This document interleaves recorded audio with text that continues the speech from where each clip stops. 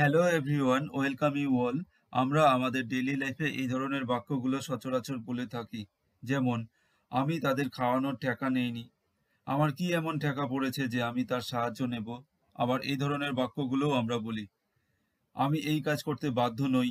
আমি কখনোই তাকে নির্দেশ দিতে বাধ্য থাকব না।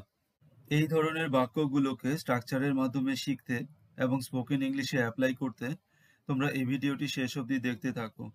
আমরা যখন বাক্যে বলি ঠেকা নেওয়া বা ঠেকা না নেওয়া, তখন আমরা ব্যবহার করব এই স্ট্রাকচারটি। Subject plus have or has. Have or has ব্যবহার হবে সাবজেক্ট অনুসারে। এরপর থাকবে নট যদি ঠেকা না নেওয়া হয়, আর যদি ঠেকা নেওয়া হয় তাহলে কিন্তু নট বসবে না। Plus taken contract to. এরপর থাকবে V1 অর্থাৎ মূল ভার্ব বা ভার্বের বেস ফর্ম প্লাস আদার্স। এবারে এই বাক্যটি আমি তাদের খাওয়ানোর ঠেকা নেইনি। খাওয়ানোর ইংরেজি হচ্ছে ফিড। তাহলে সেন্টেন্সটি হবে I have not taken a contract to feed them. আবার যদি স্পোকেন ইংলিশের জন্য বলি তাহলে আমরা কন্ট্রাকশন করে বলবো I haven't taken a contract to feed them. পরের বাক্যটি সে তোমার বাড়ির কাজ করার চুক্তি নেয়নি।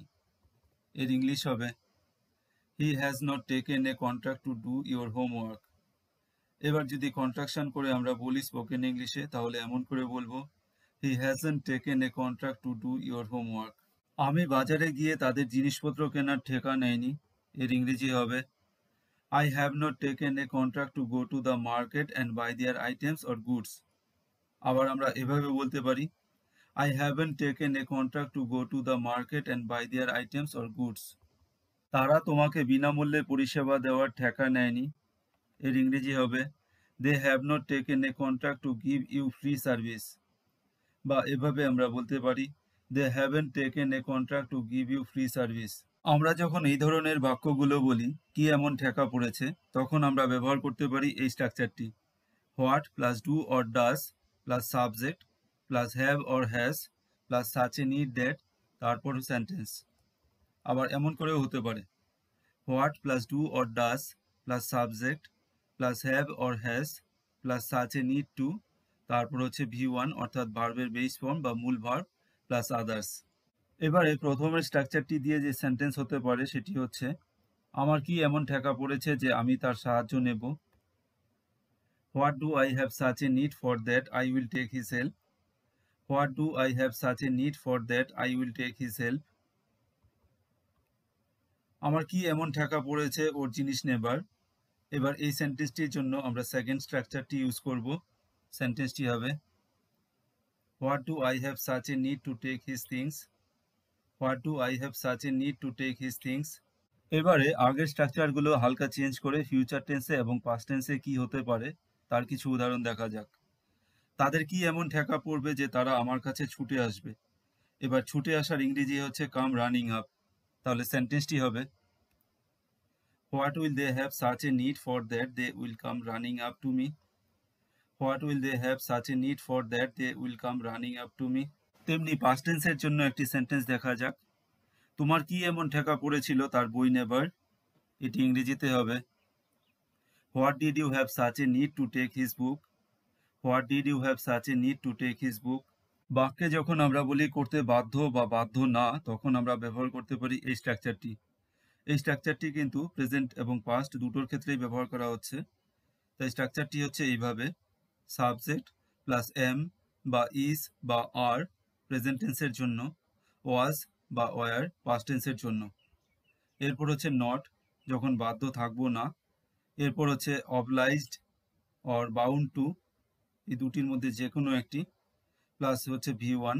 V1 হচ্ছে ভার্বের বেস ফর্ম বা মূল ভার্ব প্লাস আদার্স। আবার ফিউচার টেন্সের জন্য আমরা এই স্ট্রাকচারটি ব্যবহার করতে পারি সাবজেক্ট প্লাস উইল, তারপর থাকবে নট যদি নেগেটিভ হয়, প্লাস বি প্লাস অবলাইজড অথবা বাউন্ড যে কোনো একটি, প্লাস টু প্লাস V1 অর্থাৎ ভার্বের বেস ফর্ম বা মূল ভার্ব প্লাস আদার্স। আমি এই কাজ করতে বাধ্য নই। I am not obliged to do this work. I am not obliged to do this work. আইন শৃঙ্খলা রক্ষা করতে পুলিশ আইনত বাধ্য। এটি ইংরেজিতে হবে police are legally obliged or bound to maintain law and order. Police are legally obliged or bound to maintain law and order. সকল নিরাপত্তা কর্মীরা এই আদেশ মানতে বাধ্য ছিল। এর ইংরেজি হবে all the security guards were obliged or bound to obey this order. All the security guards were obliged or bound to obey this order. আপনি আপনার ঊর্ধ্বতন কর্তৃপক্ষের নির্দেশাবলী অনুসরণ করতে বাধ্য হবেন। এর ইংরেজি হবে you will be obliged or bound to follow the instructions of your higher authority. You will be obliged or bound to follow the instructions of your higher authority. এবারে আমরা ফিউচার টেন্সে কিছু সেন্টেন্সেস দেখছি। আমরা বরাবর ছাত্রদের রাজি করাতে বাধ্য থাকব না। এর ইংরেজি হবে we will not be obliged or bound to persuade the students again and again. will not be obliged or bound to persuade the students again and again. আমি কখনোই তাকে নির্দেশ দিতে বাধ্য থাকব না। এর ইংরেজি হবে I will never be obliged or bound to instruct him. I will never be obliged or bound to instruct him.